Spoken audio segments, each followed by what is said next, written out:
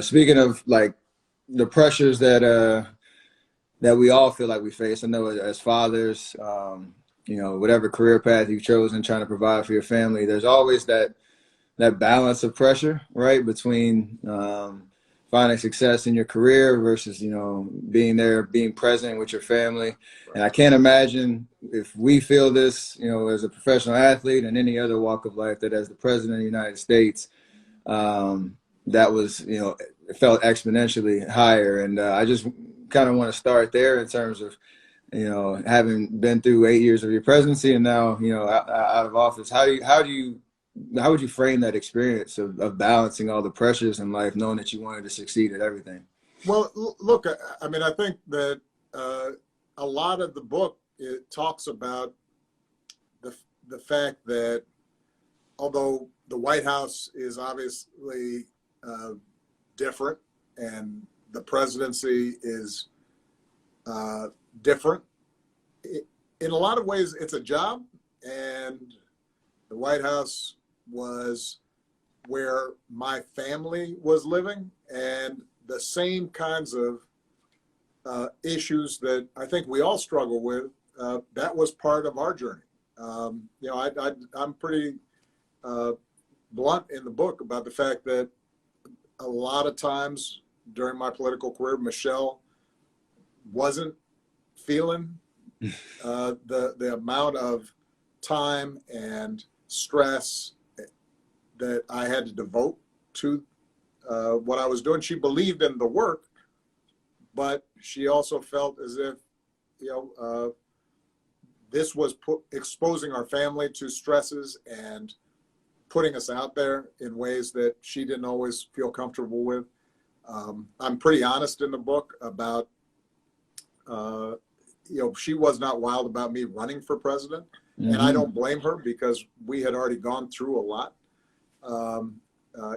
Even before I'd run for president, I'd been involved in a U.S. Senate race, and I was traveling the country and missing,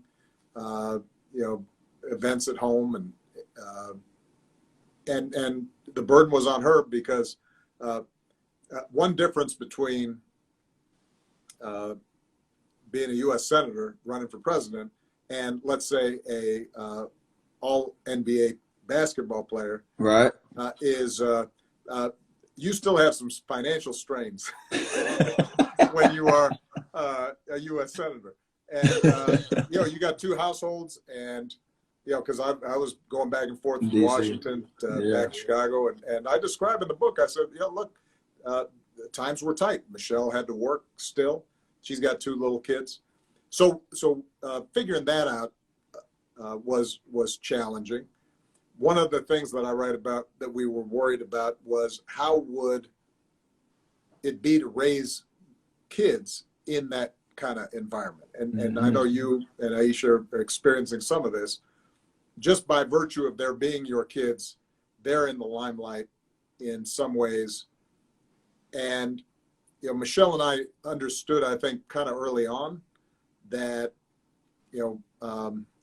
that's a double-edged sword. And we wanted them to have a normal experience of growing up and being able to make mistakes and not being scrutinized and commented on about every single thing that they did.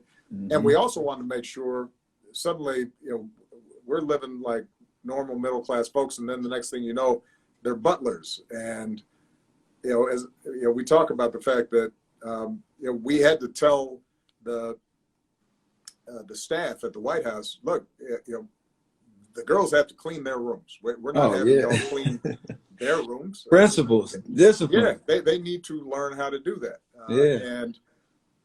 And we were worried, would they end up somehow not having a sense of reality?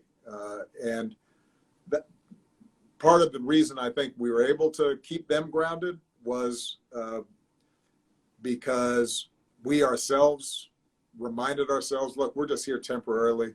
This is a blessing. It's an opportunity to serve, but this is not who we are.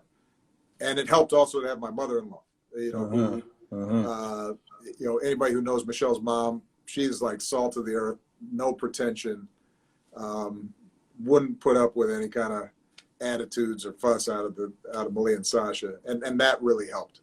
And I'm sure you guys with your grandparents can be lifesavers. They can. They have been in our experience for sure. Absolutely. Especially when they carry the same temperament and perspective as you, in terms Right. of not getting too big headed. Like, you have the Yeah. highest, office in the land, and Right. that can mean a lot of great things. But your kids don't have. They don't have that. That's my mother-in-law literally said that to Malia and Sasha. They were acting up one time, and she looked at him and she said, y'all do understand you haven't done nothing. Y'all are just along for the ride. It's real talk, though. Yeah, I mean, if you get elected president someday, maybe you can tell me what to do. Yeah, but not now. Go do your homework.